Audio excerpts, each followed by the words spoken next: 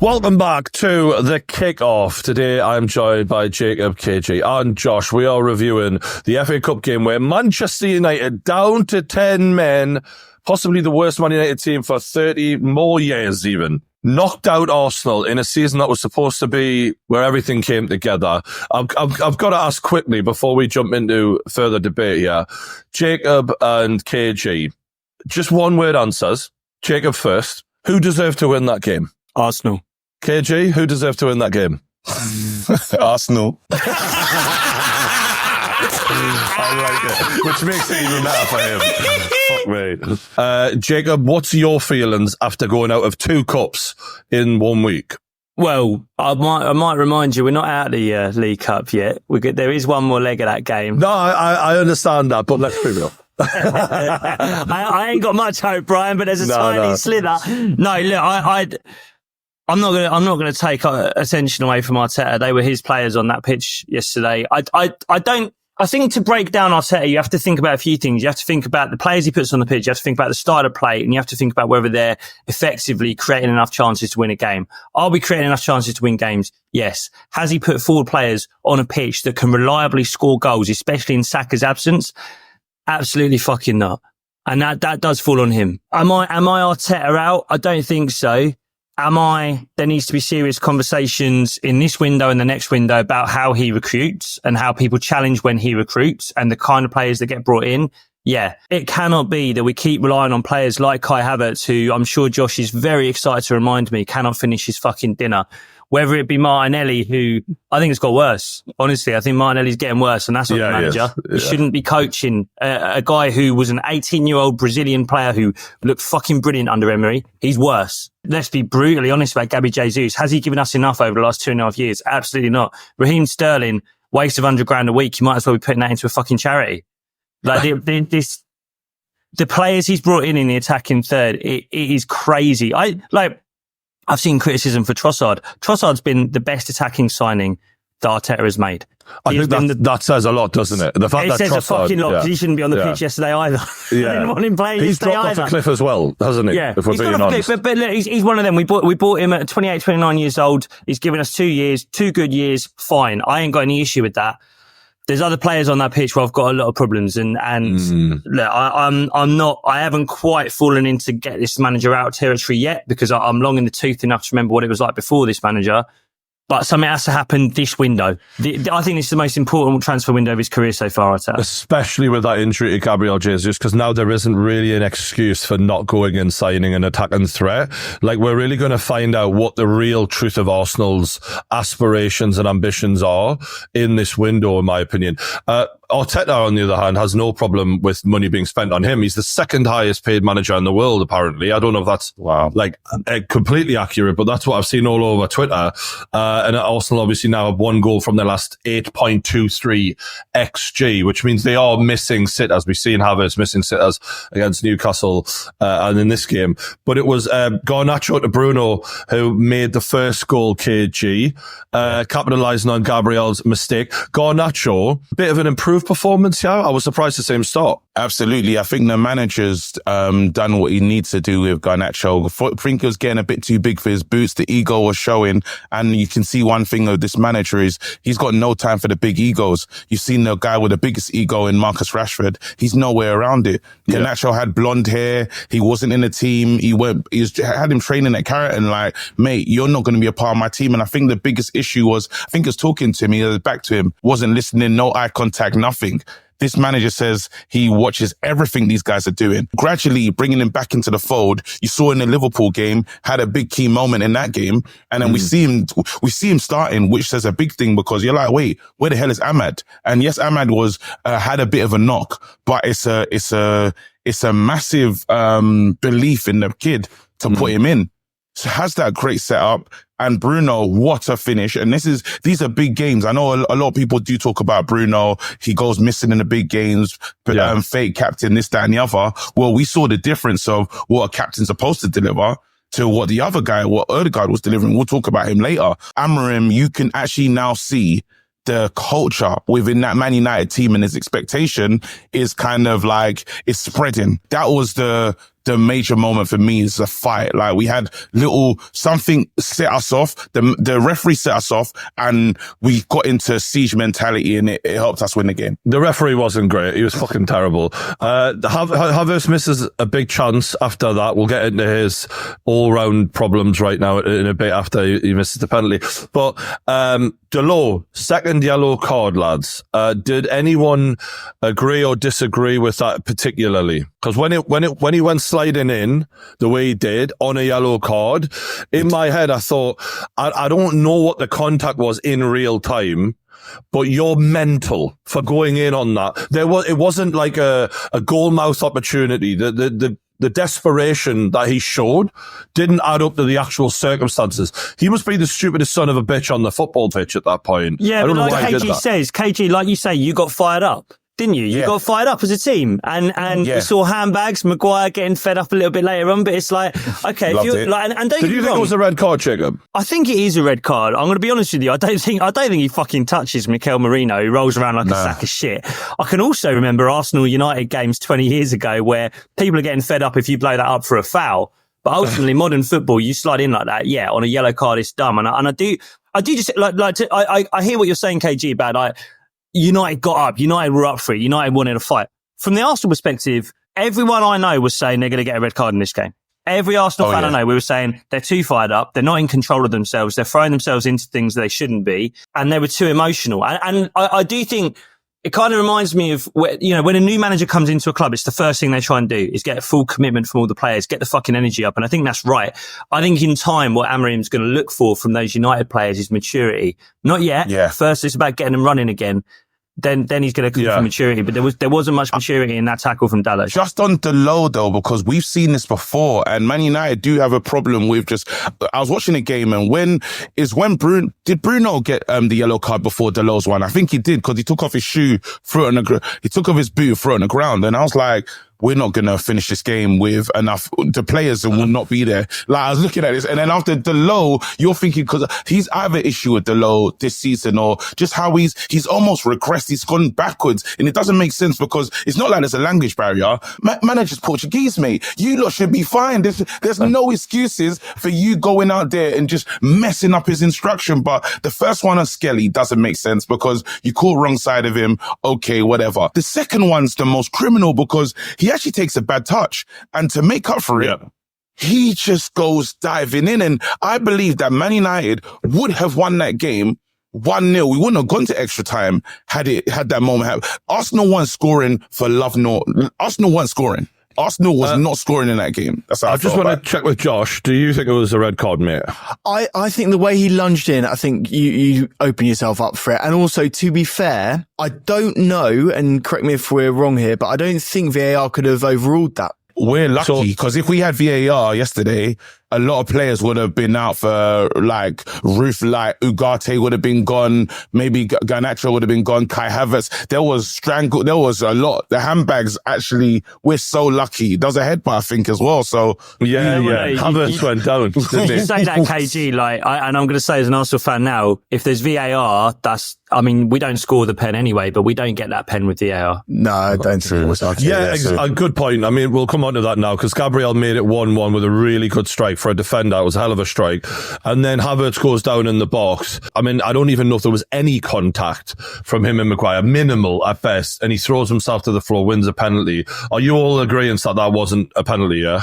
Yes. Criminal. Completely. I agree with what Harry Maguire said. He called him a scumbag, a cheating scumbag. Did anyone listen? I rated that. He was good. Maguire was good yesterday. He was. For me, I don't like saying this about my own players, but that Havertz dive for me, that looked like a player who tried everything and was like, you know what? I can't fucking score a goal today, so how can I impact a game? I'm going to throw myself on the floor. Kind of what Diego Costa used to do for Chelsea. Yeah. Just by any means, which I half admire if it wasn't for the fact he was a cheating bastard. But I think that does show how desperate Havertz is getting. And it was Odegaard who stepped up and missed the penalty. Did you expect that, Jacob, or was that a surprise to you? What, Odegaard taking it or missing it? But both. I would have thought Jorginho would take it, to be honest with you. He tends to be, if he's on the pitch, he takes them and he doesn't miss them. Did I expect him to miss it? Honestly, I did, actually. But full honesty, I don't think he's fit. I don't think he's fit at all. And I think it's a massive, massive shortcoming of Arteta and the recruitment team that we're playing that guy through injury, because we're going to break him. And it's not just him. Jurrien Timber came off yesterday holding a hamstring. That guy's been played fucking non-stop since coming back from an ACL in the summer, and we've just played him into the ground. Gabby Jesus, everyone on this planet knows that Gabby Jesus is not a 3-game-in-a-week player. He takes one collision on his knee. You see him hold it. You see him flag.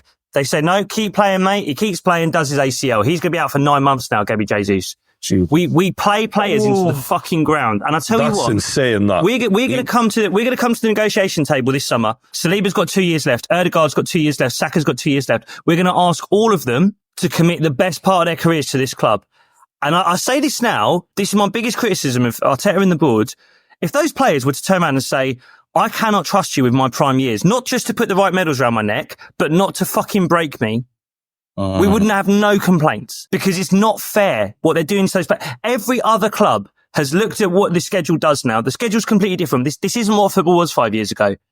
This is it now. You play 9 games a month in January. Like, you have to be ready for it. It's fucked. And if you're not going to have the right squad for that and rotate properly, which Arteta has shown time and time again he's not willing to do, you have to change something, because you cannot ask players to commit their careers to that when they're just falling off the pitch. Erdegaard is fucked. I'm telling you now, he's not fit. And by the way, doesn't that make you look at his decisions though? Because Arteta's been getting, like, it's floating under the radar, but some of the decision making that he's made, even the fact that when he talks about quality, he kind of almost poo-pooed the transfer window, saying basically he trusts his players, and a lot of people missed yesterday. Like, you're hearing things from him that's a bit scary. It's sounding, when my manager used to say, value in the market. But then and that's when Fergie never wanted to spend any money. That was literally a word from upstairs. When he knew he had to cover for the board, he would come up with that line, and I wouldn't be surprised. Arteta's doing the same thing. Well, he's doing both. I'll be honest with you. He's also saying we started this season with the thinnest squad in the league, which I think is a massive exaggeration. I think there's plenty of teams in the bottom half of the table that would want to contest that. I think he's saying that for a reason. I do think he's trying to put pressure on the board, and I do think he's done this in the past. With his team selection, he sometimes tells the board what he wants. The fact that he didn't start Raheem Sterling yesterday is a big flag to the board saying, I'm not fucking happy with what you give me. The fact that Neto, the keeper we bought in the summer, first of all, we loaned that guy in despite the fact he's already fucking cup tied. We loaned in a cup keeper who was cup tied. He could have played. But he could have played. He was cup tied for the Carabao. He could have played yesterday. We don't even play him. Like, well, in the Newcastle game, you did not bring on your new signings, like obviously. That was a big sort of indicator again from Arteta. Mate, I don't really rate these. That window was a fucking stinker. It's an absolute fucking stinker. And at this level, when you're chasing the teams we are, you can't just drop a transfer window like that. Mikel Merino yesterday, I've got some numbers because I hate him. Mikel Merino yesterday. I seen the tweet about him saying Merino's like a referee, just follows the play and doesn't get involved. The tweets I'm deleting. The tweets I'm deleting about that guy, I'd be arrested if I didn't delete him. Fuck me. He makes Sean Longstaff look like fucking Pele. Mate, because he doesn't touch the fucking ball. He doesn't touch the ball. And you can see the players around him don't trust him. They deliberately miss him. Our players, look up, 18-year-old Miles Lewis-Skelly. He's a kid. He looks up, sees Merino and goes, fuck that, and goes back. First half, we completed 204 passes. Mikel Merino, central midfielder. Guess how many passes were his? Out of 204? 7. 7. That's really bad. The fucking ball boys had a bigger fucking impact on the game in the first half than he did. At 60 minutes, we'd had 60% possession. Merino had 13 touches of the ball. Oh, God. 13. There were subs that had done more than that. The Odegaard thing, I think that the stats that do back up Jacob's claim is that he's got 3 goal involvements in 12 starts this season, which normally for him the numbers would be quite a lot higher, I would imagine. He created 10 chances yesterday, Odegaard. Yeah. It's. I'm sorry, if he was sat on this call with us, if a fucking Zoom window popped up and Odegaard was sat in his living room, he'd be like, can you please talk about Kai Havertz, because I'm fucking laying it on a plate for the geezer. Yeah, it's so true. Well, we will. Rice had a good header saved, and we got to give credit to Bayinda for backup keeper, by the way, just to let you lot know. Not anymore, because he has absolutely shown Onana up in multiple different moments. Yes, he might not be the best with the ball at his feet, but as a shot stopper, save his life. that was better than any shot stopping performance Onana has given ever as a Manchester United keeper. So that's bad news for Onana, the fucking £50 million goalkeeper. I wouldn't be surprised if this is now him as the backup, because we will then have the Havertz miss from 4 yards out. Now, Josh, I got to let you talk a little bit, because this isn't the first 4 yards out miss he's had in this week. He missed a header against Newcastle from the similar distance, where it would have been easier to score. What are you making of this now as a Chelsea fan after profiting? How much did you get for him again? Do you know what? Why don't we let Jacob say how much they paid for it, just to really allow him his moment. How much was it, Jacob? Don't remember. There's no song, we haven't got any songs about it, so I don't remember. I'll tell you what, Brian, it was certainly more than 60 million. It was certainly more than that. And do you know what? I feel sorry for all the Arsenal fans. I really, really do. Because Domino's Pizza are out there tweeting and bantering you. And that gets to the point where you've sunk too low. What was the tweet? Too much. What was the tweet again? The tweet was... Sorry about delivering it. He couldn't deliver it. It was this guy. And sorry if we've missed any orders tonight. We've just had this guy start. Kai Havertz picture. And do you know what, right? I sat around the kickoff table and I talked about the 7 stages of guilt that that Kai Havertz has to go through. I remember this conversation. You'll have to get this clip out. And I remember Jacob sat next to me and he was laughing and he was saying, haha, that's very funny. But all it was a warning. It was, and I meant it sincerely, and I care about you, Jacob, and I didn't want to see you hurt in the way that you have been hurt. The mental health is really not helping right now. It's not good, but yeah, look, 0 goals from 1.8 XG in the game. Not the best. Obviously missed a penalty in the final stages, but really what we've got to talk about is the impact of his wages and how many goal contributions he's done. I'm just going to list a few players. And I'm going to tell you the goal contributions this season, but I'm also going to tell you the wages. And I'll let you guess what Havertz's wages is at the end. Cunha, in the last 1.5 years, and all of these stats are over the last season and this season in the Premier League alone. Cunha, 33 goal involvements. He's on 60 grand a week. Solanke, Bournemouth, and then Spurs, 32 goal involvements, 90 grand a week. Watkins, at Aston Villa, 44 goal involvements. He's only on 130 grand a week only. And Bueno at Brentford, he's got 31 goal involvements. He's on 45 grand a week. Would you like to have a guess how many goal involvements Kai Havertz has got in this? 32. He has got 29 goal involvements. He is on nearly 3 times more a week than Nicholas Jackson. He's on 280 grand. He's the 9th best played player in the Premier League. They've severely overpaid for this guy, massively. And the issue is I feel like those numbers are not a true reflection of Kai Havertz. I feel like what we've seen was a bit of a purple patch last season. And now what we're seeing is identical to what we've seen a lot of the time at Chelsea. And I don't think that what we've seen last season is coming back. I think that this is the norm. This is actually what we've seen from him before now. Hold on, guys. Let's just check. 1 second. Jacob, you all right? I've noticed a lot of grimacing. Are you all right, Jacob? You good? He's not. Got a lot of feelings right now. He's not. Josh, what about those 7 stages? What about those? He's definitely in stage 7 now. It's just a sadness. He's in the acceptance now. Acceptance. That's where we're at. I think for me, right, I always said this. He's not a striker. And this is why I genuinely actually do feel a bit sorry. What the fuck is he, actually? They've been conned into a striker. Well, I'll say this, right. I was having a good laugh to myself earlier on. He's nowhere near physical enough or a goal scorer to be a number 9. He wants to be a number 10, but you've probably got one of the best number 10s in the world with Odegaard in there, so he's never going to be a number 10. He's then probably next position is probably a number 8, but I personally do feel that he's just so weak on the ball. I don't think he's technical enough to be able to do that role. And then you go, mate, is he a number 6 even? But then really he hasn't got the chops for that. So yeah, to be honest with you, I would say he wants to play as a 10. What was he bought to Arsenal as a number 8. It was bought as a left 8. But basically, the position that Mikel Merino's playing now is what he was bought to play. and we put him at 9. It wasn't working at left 8 for him. I'm not going to argue with that, but we put him at 9 because we got to sort of this time last year. Jesus was injured again, and Nketiah was Nketiah again. So we tried Kai up there, and it worked for a bit. But I will say.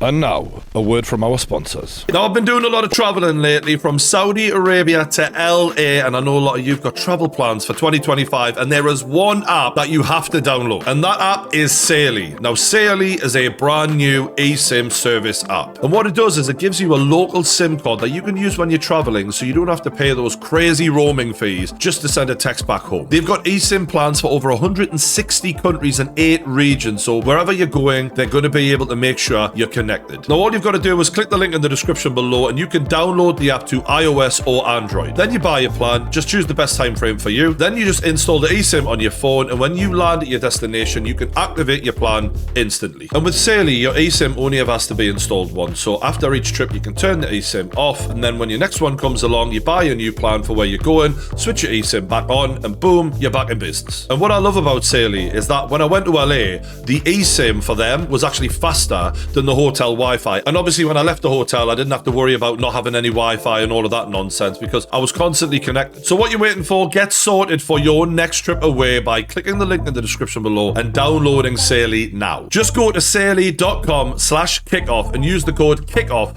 all block capitals, all one word, to get 15% off your first purchase. And a big thanks to Saily for keeping us connected on our travels. But for now, enjoy the video.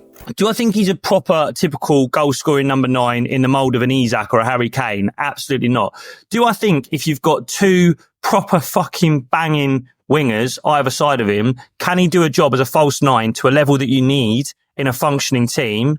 I think he can, but we just don't have that. I think if you had Saka on that right-hand side, and the way that Saka started this season, he was on for an assist record. He was scoring goals.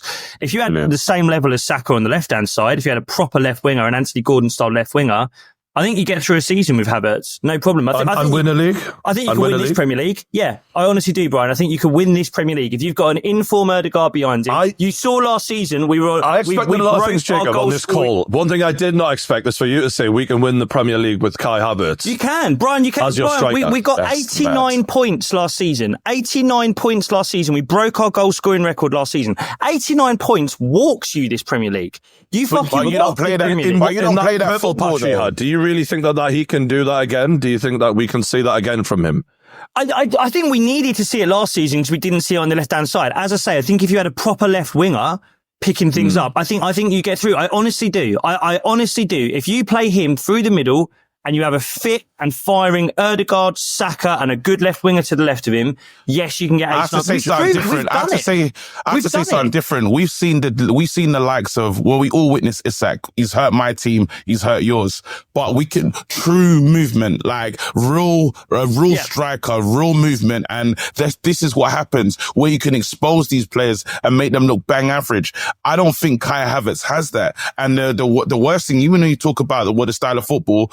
That football that you were playing last season does not exist anymore. They spoke to your manager about goals scored, and when your manager starts talking about calendar year, you have to get nervous. You have to get worried because those are not things that you expect from a manager. Mate, we're talking about this season, and if I keep seeing clips, I've seen more of Jova than I've seen of the Newcastle other guy. Who's that guy? What's his name? Osula. Yeah. I've seen more of him. Yeah. I've seen like that Jova thing it's like something that worked that should never have worked because that's your get out of jail card and that's all they want to do. I can't believe we played Arsenal and for 70 minutes, Arsenal, that would never have happened in the old Arsenal. 70 minutes against 10 men. We would have been finished. But all of a sudden, I don't know the heavy reliance on we're going to score it from a set piece I think it's too heavily in their minds. Set piece or Saka. It's set piece. Basically, we score our first goal. Let me be brutally honest with you, right? I don't think the style of play has changed massively from last season to this. I don't think it has. I think last season, I'm going to be really honest with you now. Yeah, we broke a goal scoring record. Every first goal, or nearly every first goal, was Saka or a set piece. Yeah. And then teams had to come onto us, and then we get the second, third, fourth, fifth. Yeah. Right? That's what was happening last year. But the first goal, it was always Saka or a set piece. That's the issue. And if you look in the last week, the two defences that you've came up against, Dan Burn and Sven Botman, two big, strong blokes who can clear the ball out from these crosses in. And then similarly with De Ligt and Maguire, that's food and drink for them. Well, Brian, you say that. He's run out of options. Timber misses an open goal against Newcastle. Like, we should have scored that one. There was another one, Thomas Partey. We've had the chances. I'm defending the fucking set pieces here, but the set pieces are still working. The issue is that forget fucking Nicholas Yeover. We need an open play coach. We need someone who can do that side of the game. So we get the penalties, and I think that the main eye opener, the difference in goalkeeping was absolutely stark, right? You had Raya, who was diving not only the wrong way almost every time, I think it was, but also 10 minutes before the ball was hit. Like, I've never seen a keeper give the game away. It's like a poker player showing his fucking cards, mate. What are you doing? Have we ever seen anything like that in penalty shootout history? Someone said he looks like the man behind the wall. He looks like he thinks he's the man behind the wall for a free kick. You know, we have to stop the low. It was like he was like a sprinter that was false starting. Like he was off and running before anything was said to go. And it was just so, they must have not have believed their luck, those Man United forwards, when they were running up to hit that, because there was times where you were like, he was halfway across the goal before the ball had even started traveling. Oh, he was an embarrassment. You know, we had pre-season when Onana was pointing. You remember that point thing, which was really embarrassing. Yeah. Oh my God. And I thought no one is going to be able to updo this or just, hold my beer type settings. When I saw it, because you're in emotion in the game, so you don't actually realize all you want your players to do is score. When I looked back and saw him hop, and it was telegraphing it as well. Hop. Guys, I am jumping to the right. And it literally, I've never seen someone when do you that. see it from behind the spot kick taker specifically, that's when you really go, wow, he made it super obvious. Xerxes obviously wins it. KJ, what did you make of that little story right there? I've been harsh to Xerxes. I can't lie to you. And I think he's been, what we do is sometimes when a player has a good game, we almost try to rewrite all the history and act as if this player's always been there. I haven't seen that. I've seen shocking performances, but one thing we can say is he came on and changed the game. Rasmus Højlund had no chance against Gabriel and Saliba, especially if he wants to wrestle. Those are the last two people you want to get into a physical altercation with, because you're just going to lose. Xerxes comes on. He even double nutmegs Saliba, had them on the floor. That's a great clip for Man United fans. We'll keep that for the rest of our lives. Does them brilliantly. Wrong foot's Raya could have scored in that moment. It was just that's the Xerxes that was hoping for. And it's a player that was booed. But then we have to remember that I still give the fact of Man United fans, anyone could have gone off and we would have cussed, because we were just furious. Newcastle were hurting us at home, and we've seen Nottingham Forest pull up there as well. Xerxes showed a good mentality. It was impressive that the manager said, you know what, you take the fifth and final penalty. That's a real sense of belief in the player. It's a good penalty, but then management from Amorim, that gives him confidence. Amorim's had a really bad period, and then he's gotten a couple of decent results lately in tough games. Man City. Games that previously you would have thought Man United would have just rolled over in. Is he starting to prove something right now after a bad run? Absolutely. I think one of his main things that he's proven is he's going to do it his way. I think they mentioned that on the first one. We're talking about Dan Ashworth and all these guys that are going to be part of the footballing structure. And when we go and sign players, he's like, I'm running it. And that should have been a wake-up call for a lot of Man United fans, even the board, because I don't think they knew what they was getting. Liverpool didn't want to bring him in because he wanted to change everything. Luckily with Man United, you get to paint on a horrible, this canvas is disgusting. It's a mess. So guess what? We can paint it his way. And that's what you're seeing right now. You're seeing a guy that's come in, a big result against Manchester City, which nobody expected. The Liverpool game, we were all talking about sacrificial Sunday, probably going to concede 4 to 5 goals, got through that game. When you looked at this game on paper, you said, well, there's no chance. Man United are 13th. He's gone in there with a backup goalkeeper, played against, what do you call it? 11 men for 70 minutes. And the mentality of that whole team, that's all Amorim. So I think he's the man for the rebuild. I don't know. Hopefully he can bring us titles, but he definitely looks like the man for the now, for sure. My only question left is kind of with these lot is they do play out of fear. Man United players overperform against the big teams when they're worried about getting the hide in. And then they get complacent against the small teams because they, like Garnacho's attitude has been, big time Charlie attitude. So we'll see how that goes. Spurs, could win a trophy this season. That must be in the back of the heads of a lot of Arsenal fans. They're willing Arteta to win something. How much longer does Arteta get if he doesn't manage to get the Champions League and the Premier League this season? Is it possible that they could get rid of him and try someone else in the next year or two? Is it possible? It's very hard to say because everything we've seen so far is this board have put their full belief in Arteta. Yeah. Looks like there might have been a little bit of disagreement during the previous transfer window. It's Edu who's left rather than Arteta. I do think that's largely due to the opportunity of managing a multi-club franchise with Forest and what they've got. But I can only speak from myself and what I want. And I think we should be challenging for those two big competitions this season. I'll be honest with you. If Spurs win a Carabao, I don't give a fuck.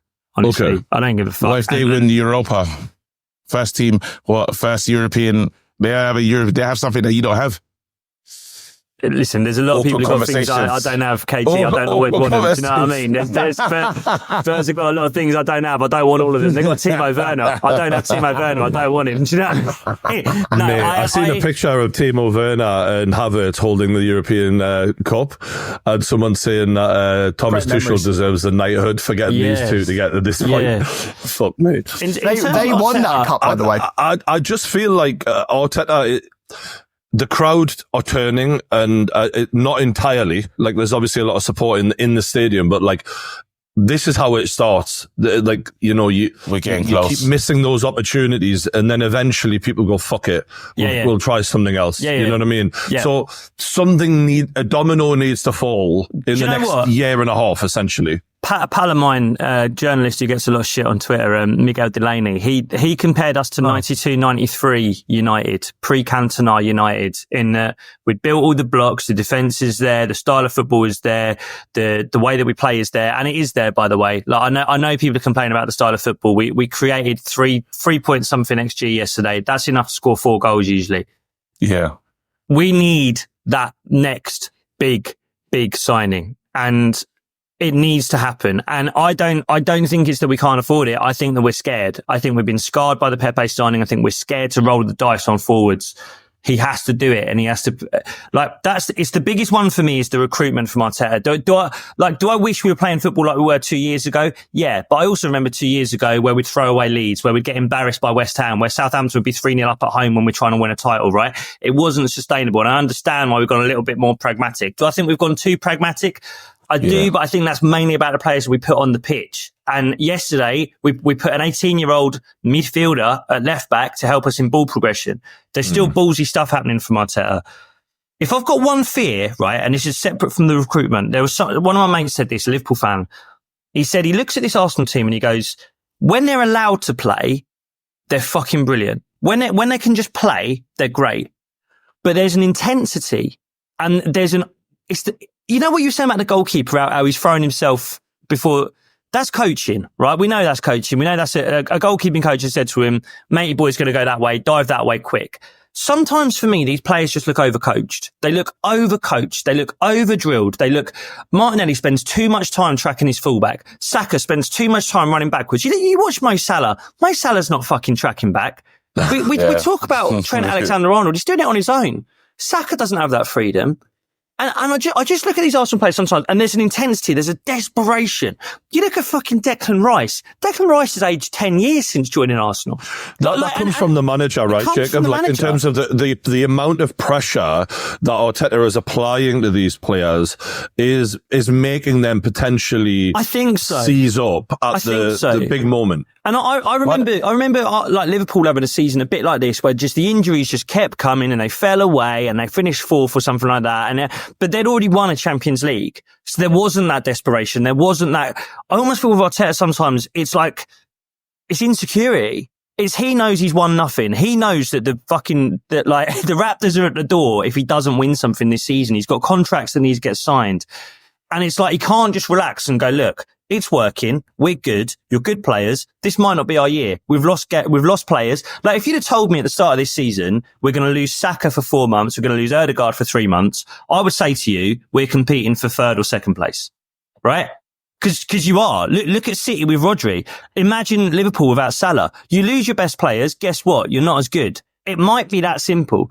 I think that would make sense if you wasn't in like phase 5 though. The problem is the money has been spent. What phase is Man City in? What phase is Man City in? Well, Man City is successful though, so it doesn't. That's what I'm saying, KG. That's what I'm saying, KG. No one's talking about what phase Man City are in because they've got titles. What I'm saying is, but the difference is if you spend if you spend the money that you spend and in your over reliance on Saka, we've spent less than Chelsea. We've spent less than we're not the highest spending team in the top 4 by a million miles. How much is spent under Arteta? He has spent a lot of money. It's loads 700 mil, and there's not a backup. It's less than you, KG. But there's not a backup. I hear what you're saying. Hear me out though. That's a good thing to say, but the fact that there's no backup for Bukayo Saka is criminal. The fact that you went into the market, you didn't need a Moreno, and you went and bought that's not what you needed. I agree you needed with a backup. But then he only has himself to blame because you're saying, wait, these players are breaking down. Well, why has this happened? Why have we sent Emil Smith-Rowe to Fulham, who could have offered something more than? So you have to now look at Arteta and say, you're responsible. You've been the one, the captain of the ship, and we're saying, well, what's happened to this team? Because I'm looking at what Ten Hag's done to this team, and I'm saying, wait a minute, we gave Ten Hag all the money in the world, and we can't see the fruits of that spending. We spent a lot of money only for us to say, well, if that player's not there, if Ahmad's not there usually, we can't play. And I agree with you. I think take away how much we've spent, because that's bollocks. Because you spent more than us, your club spent more than us. We are not the highest spending. And if you look at our wage bill, it's the 3rd highest in the league. So get rid of this. Have we spent money wrong? I completely agree with you. Should we have left 2 attacking midfielders out in the summer? Vieira, Smith-Rowe, gone. And now I'm talking about the fact that Ødegaard's playing through injury. Of course he is. I've got people telling me that Ødegaard should be scoring goals. If he starts taking shots and not playing passes, who the fuck plays the passes? Who creates the chances? There's no one else. He can't take a shot because he's the only one that can pass the ball. I completely agree with you that we've got a transfer window wrong. That doesn't mean Arteta has to go. It means he has to improve, and it means that someone above him, and look, the sporting director's gone. So we need to get someone strong who's essentially Arteta's boss, whether that's the guy from PSG, whether it's the guy from Sociedad. Someone needs to sit him down and go, okay, mate, my turn now. We're buying a striker, we're buying an attacking midfielder, and we are buying a Saka backup. You've had enough fucking left backs, you've had enough goalkeepers, you've had enough defenders, you've had enough big, stiff fucking central midfielders who play like David Price, the Liverpudlian plumber, right? Yes. Enough. Now, but didn't he say that he's going to be in charge of that? Yeah. Sorry? He said he's going to be in charge of the new sporting director. He said that will go through me. He said he'll have an impact. So we'll only choose someone that's not going to do him real pushback. He should have an impact. If you say to him, we're bringing in the geezer from Stoke, by the way, he's even better at set pieces than you. Probably he should be able to say, fuck that. Of course he has to have a say. You can't have him have no say at all. Do I think it should be completely his decision? Of course not. He shouldn't be picking his own boss. But ultimately, he's part of a leadership group at that club where he has to have a say. I'm saying he has to improve. And I'm saying in terms of the timeline you've asked me, Brian, we're not going to win a Premier League this season. We're not. No way. I think he's got another year. But things have to change. There has to be a change in strategy and recruitment for this club. I agree, mate. As it stands, 6 points off of Liverpool with a game in hand to Liverpool. So considering those injuries to Ødegaard and Saka, it isn't the worst season in the world by any means, to be fair. But you do have a couple of hard games coming up against Spurs at home, Villa at home, after back-to-back defeats at home. I kind of feel like a game away would have been a bit of a favour for you right now. Just a quick one before we go. How are you feeling about the Spurs game?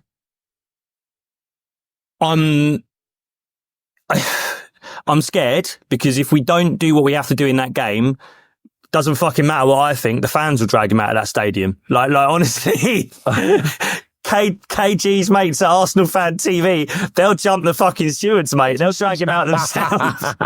No, look, if I'm honest and I've got a clear head on my shoulders, I think Spurs is exactly what this team needs. No more low block, no more resolute defence, no more 5 at the back Amorim, no more Dan Burns. Give us kamikaze football, being Ange, mate. I'll do what I fucking want. Let them come to the Emirates and let us score some fucking goals. Like, I think they are exactly what this club needs right now. It's exactly what the team needs. If Ange does that, he's a fucking pillock. If he does that, if he doesn't go with what everyone else is doing, low block and let them come onto you guys and counter attack. If he decides to go ban for ban, he's not serious. But KG, it's what we do, mate. It's what we do, mate. It's what we do, mate. Here we are, mate. It's who we are, mate. High line. Look, that was the kick-off. Big love to the lads. What a hell of a chat that was. We'll be back very soon. Don't forget to subscribe to The Voice, hit the like button, and we'll see you on the next one.